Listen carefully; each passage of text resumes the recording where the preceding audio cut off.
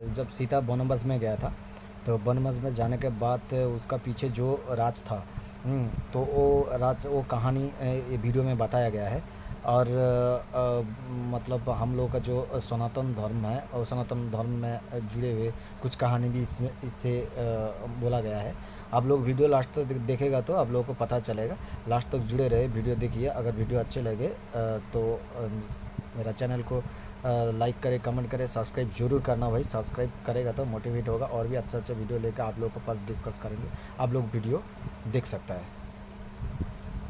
दोस्तों, हिंदू धर्म में हम सभी रामायण की कथाओं से अच्छी तरह से वंचित हैं। माता सीता, श्री राम और लक्ष्मण जी के वनवास काटने की कहानियां भी हम बचपन से सुनते आ रहे हैं। पर आज हम उन्हीं में से एक ऐसी घटना के बारे में बताएंगे जो आपको सोचने पर मजबूर कर देगी।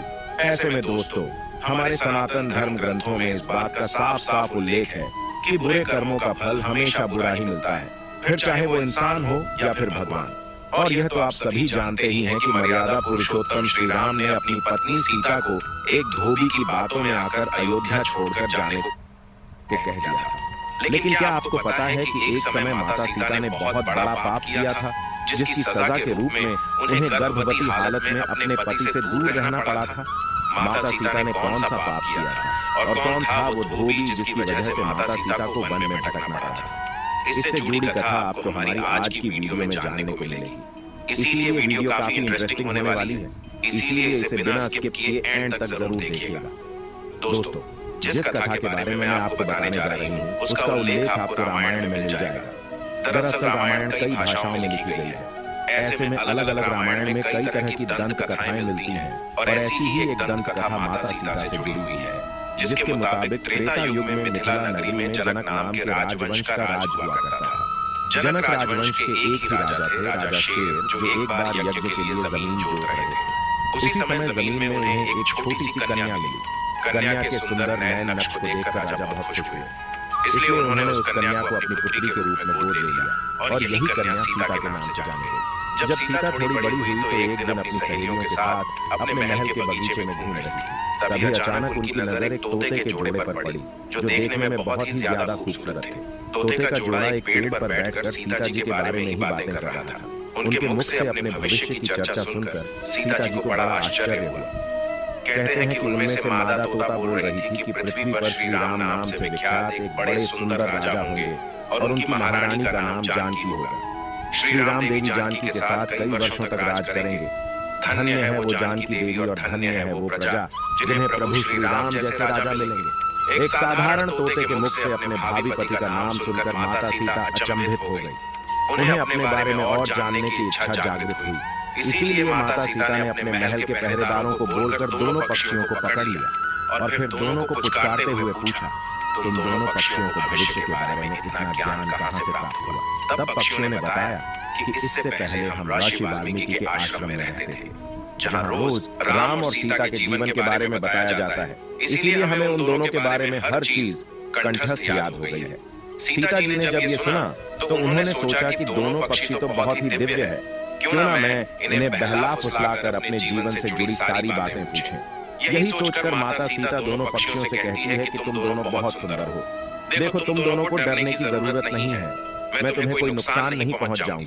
तुम बस मुझे ये बताओ कि राम कौन है और उनका विवाह जानकी से कैसे होगा। तब दोनों पक्षी बताते हैं कि महर्षि वाल्मीकि रामायण नामक एक ग्रंथ लिख रहे हैं, जिसमें उन्होंने बताया है कि महर्षि श्रृंगी के द्वारा किए गए पुत्रेष्टि यज्ञ से प्रसन्न होकर भगवान विष्णु मानव शरीर धारण करके उनके ज्येष्ठ पुत्र के रूप में जन्म लेंगे, जो कि प्रभु श्री राम होंगे। बड़े होने पर श्री राम महर्षि विश्वामित्र और अपने छोटे भाई लक्ष्मण के साथ हाथ में धनुष लिए मिथिला आएंगे, और वहां शिव जी के धनुष को तोड़कर जानकी से विवाह करेंगे। इतना सुनने के बाद माता सीता उन दोनों पक्षियों को बताती है कि जिस जानकी की तुम लोग बात कर रहे हो वो मैं ही हूँ। मैं सीता भी हूँ और मैं जानकी भी हूँ।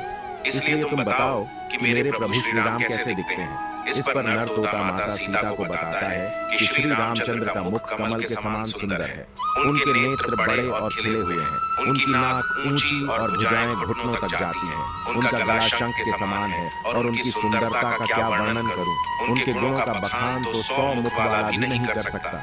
दोनों पक्षी आगे एक साथ कहते हैं, माता जानकी, आप धन्य हैं जो आपको रघुनाथ जी की पत्नी बनने का सौभाग्य मिला है। आपकी जोड़ी तीनों लोकों में सबसे अद्भुत होगी। इतना सुनकर देवी सीता उनसे एक सवाल पूछती है और वह तोते का जोड़ा उनके सवालों का जवाब देता है।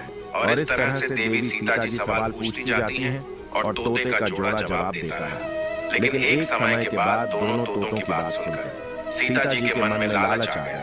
इसीलिए वह दोनों पक्षों से कहती हैं कि जब तक मेरा विवाह नहीं हो जाता, तुम दोनों मेरे साथ राजमहल में रहोगे। इस पर नर तोता माता सीता से कहता है, मेरी पत्नी गर्भवती है, इसलिए ऐसे समय में उसको जाने दें।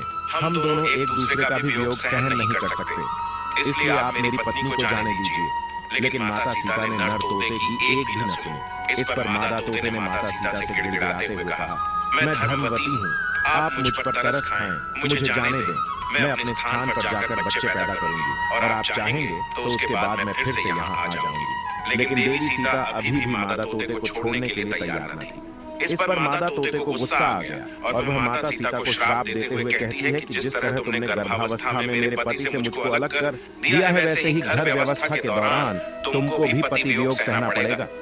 इतना कहकर मादा तोता वहीं अपने प्राण त्याग देती है। मादा तोता के प्राण त्यागने के बाद नर तोता भी अपनी पत्नी के वियोग में प्राण त्याग देता है। लेकिन प्राण त्यागने से पहले माता सीता से कहता है कि तुमने जो कर्म किया है उसकी सजा मिलकर रहेगी और तुम्हें सजा दिलाने के लिए मैं मनुष्य से भरी श्री राम की नगरी अयोध्या में इंसान के रूप में जन्म लूंगा और मेरे ही कारण तुम्हें पति के वियोग का दुख उठाना पड़ेगा। कहा जाता है कि तोते की बात सुनकर माता सीता को बहुत दुख हुआ, लेकिन तब तक बहुत देर हो चुकी थी और माता सीता चाहकर भी कुछ नहीं कर सकती थी। बताया जाता है कि अगले जन्म में यह तोता वही धोबी था जिसने माता सीता के चरित्र पर उंगली उठाई थी, जिसके बाद प्रभु श्री राम ने सीता को घर व्यवस्था के दौरान त्याग दिया था। तब माता सीता वन में भटकते हुए महर्षि वाल्मीकि के आश्रम में पहुंची और वहीं पर उन्होंने लव कुश को जन्म दिया।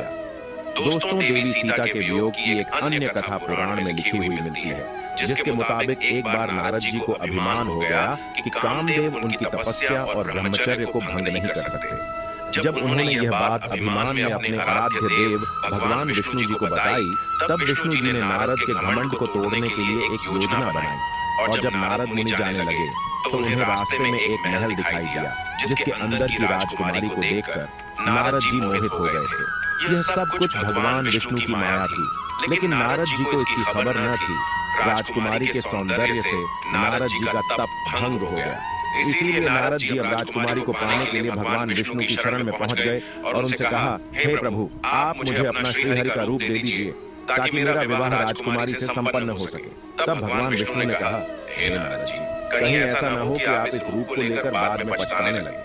दरअसल नारद जी राजकुमारी का रूप देखकर भूल गए थे कि भगवान विष्णु का रूप एक वानर का भी है और नारद जी के घमंड को तोड़ने के लिए भगवान विष्णु ने अपना वानर रूप ही नारद जी को दे दिया। जब नारद जी राजकुमारी के स्वयंवर में पहुंचे, तब पूरी सभा नारद जी के बंदर वाले मुख को देखकर हंसने लगी और राजकुमारी ने भी इनके मुख को देखकर उन्हें वरमाला नहीं पहनाई। कहा जाता है कि उसी समय भगवान विष्णु उस सभा में पधारे, जिन्हें देखकर राजकुमारी ने उनको माला पहना दी। ये सब कुछ देखकर नारद जी अचंभित हो उठे। उन्हें समझ नहीं आ रहा था कि क्यों सब लोग उन्हें देखकर हंस रहे हैं। तभी नारद जी को महल के पात्र में पानी दिखाई दिया, जिसमें उन्होंने अपना मुख देखा। पानी में अपना वानर वाला मुख देखकर नारद जी क्रोधित हो गए और क्रोध में उन्होंने भगवान विष्णु को श्राप दे दिया कि जिस तरह आज मैं स्त्री के लिए तड़पा हूँ, आप भी पृथ्वी पर जन्म लेकर स्त्री वियोग का सामना करेंगे। नारद जी के मुख से कठोर शब्दों को सुनकर भगवान विष्णु ने अपनी माया का प्रभाव समाप्त कर दिया। इसके बाद दोस्तों अपनी गलती का एहसास हुआ नारद जी को और उन्होंने क्षमा मांगी और कहा जाता है कि नारद जी के श्राप की वजह से भगवान विष्णु को अपने राम अवतार में माता सीता के वियोग का सामना करना पड़ा। तो दोस्तों, अब आप हमें बताइए कि आपको क्या लगता है किसके श्राप की वजह से माता सीता को प्रभु श्री राम से दूर रहना पड़ा? अपने जवाब हमें कमेंट में दोस्तों जरूर बताइएगा। इसी के साथ आज के वीडियो में बस इतना ही। अगर वीडियो अच्छी लगी तो इस वीडियो को लाइक करें, शेयर करें और चैनल को सब्सक्राइब करके बेल आइकन को प्रेस करें ताकि आने वाली। दोस्तों, आप लोग भी देख सकते हैं, मैं देखा पूरा वीडियो, पूरे के पूरे वीडियो मैंने देखा, इतना अच्छा लगा, इतना अच्छा लगा।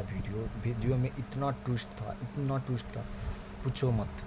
किस तरह से सीता ने दोनों तोते को पकड़ा और उन लोगों को सवाल पूछने लगा, और उसका दुख दर्द भी वो समझा नहीं है, और जल्दबाजी में और लालच में उन लोगों को मतलब महल में रखने का फ़ैसला कर लिया, जबकि उन लोगों ने गिड़गिड़ाया उसका पास है, फिर भी उसने उसको छोड़ा नहीं है।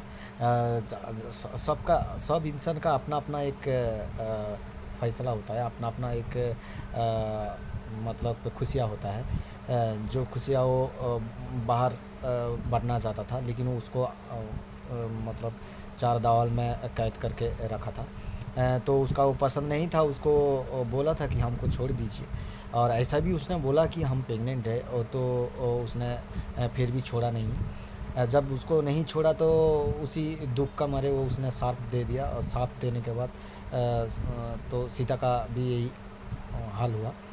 तो फिर ऐसा मतलब क्या मतलब बोलता है ना कि कभी किसी का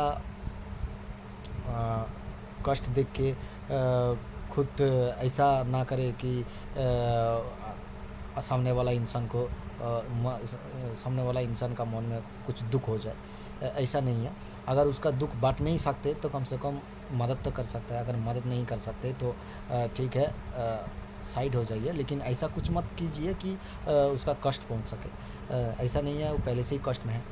तो फिर आप लोग भी देख सकता है, वीडियो को देख के आप लोग भी थोड़ा बहुत ज्ञान ले सकता है। तो फिर मेरे को तो वीडियो बहुत मस्त लगा, बहुत अच्छा लगा। मैं तो देखा ना, बहुत बहुत बहुत अच्छा वीडियो था। उसमें कुछ सीख भी मिलता है हम लोगों को। कोई आदमी अगर कष्ट में हो, अगर रिक्वेस्ट कर रहा है तो उसका थोड़ा हेल्प कर देना चाहिए। तो आप लोग भी देखिए, एंजॉय कीजिए। अगर वीडियो अच्छा लगे तो सब्सक्राइब ज़रूर कर दीजिए दोस्तों।